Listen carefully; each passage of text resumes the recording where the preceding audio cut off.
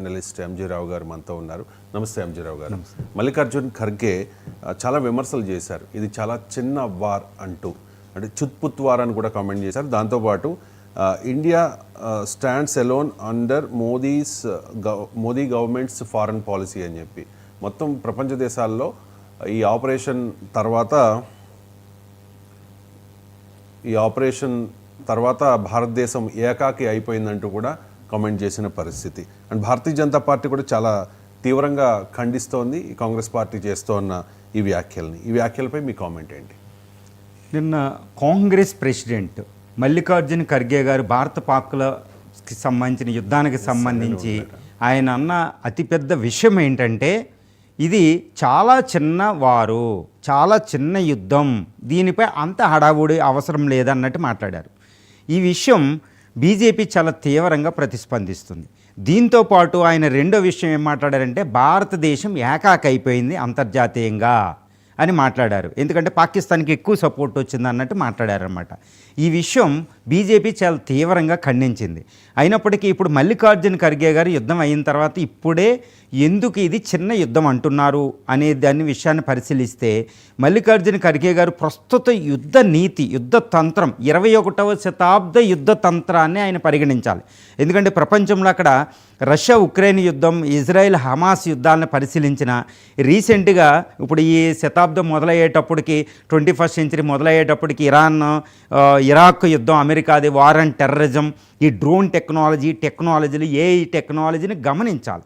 ఇప్పుడు ప్రస్తుతం యుద్ధాలు అనేవి చిన్నగానే ఉంటాయండి. యుద్ధాలు పెద్దగా ఉండవు, అంటే దీర్ఘకాలంగా ఉండవు.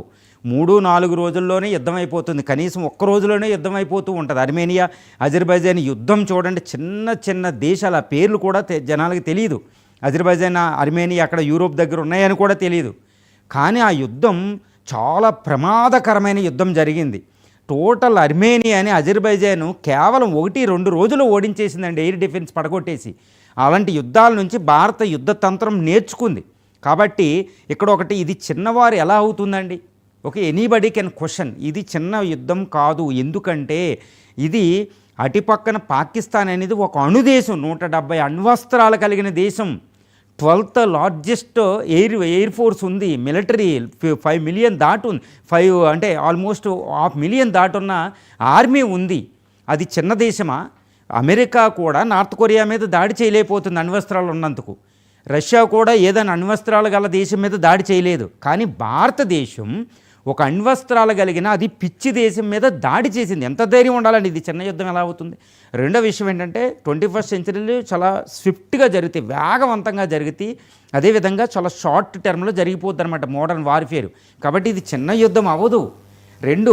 మే 7వ తారీఖు మొదలుపెట్టి మే 10వ తారీఖు కేవలం 4 రోజుల్లోనే భారతదేశం తన అధునాతన అస్త్రాలు దిగుమతి చేసుకునే స్వదేశీ పరిజ్ఞానంతో డెవలప్ చేసిన వాటితో మొత్తం పాకిస్తాన్ 7,96,000 చదరపు కిలోమీటర్ల ప్రాంతాన్ని అటాక్ చేసాం.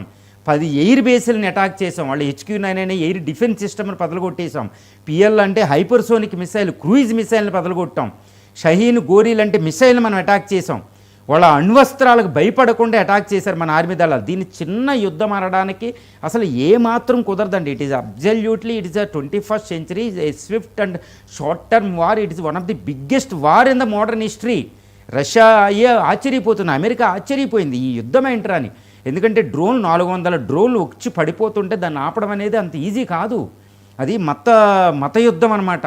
మతం ఉండే భారతదేశాన్ని డివైడ్ చేద్దాం అనుకున్నాను. So it is not a small వారు. కానీ ఖర్గే గారు ఏ దృష్టితో అన్నారు అంటే ఏంటంటే, బీజేపీ చాలా చిన్న యుద్ధం, మా యుద్ధాలు 1971 యుద్ధాలు చాలా పెద్ద యుద్ధాలు చేసాం, 2 ముక్కలు చేసేసాం అంటున్నారు. అది ఖర్గే గారి అభిప్రాయం అయి ఉండవచ్చు. కానీ ఖర్గే గారికి ఒకటి తెలియాలి, ఏంటంటే అది భారతదేశం వ్యూహం అనేది ఒక రోజులో యుద్ధం చేయకుండానే పాకిస్తాన్ని ఓడించి పెద్ద యుద్ధం చేస్తే ఏ లక్ష్యాలు అవుతాయి ఆ లక్ష్యాలు సిద్ధించినాయి. కాబట్టి కాల్పుల విరమణ జరిగింది.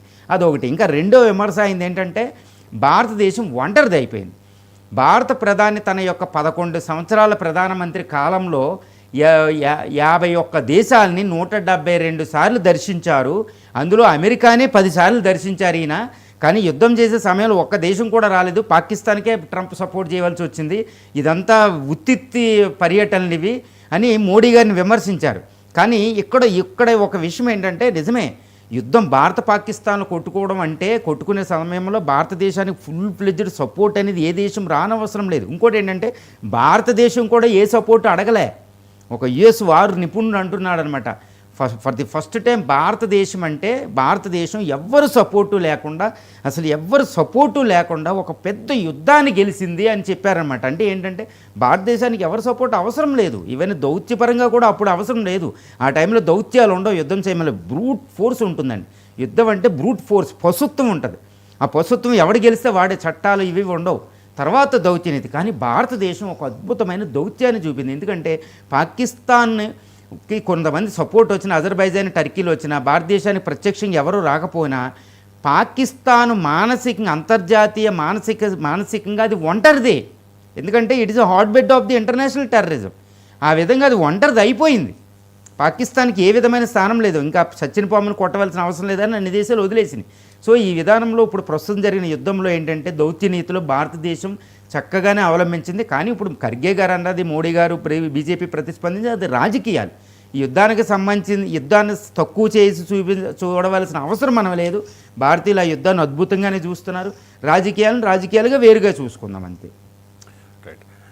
ఈ యుద్ధం తర్వాత వార్ పాలిటిక్స్ చూసాం, ఇప్పుడు డైలాగ్ వార్ నడుస్తుంది.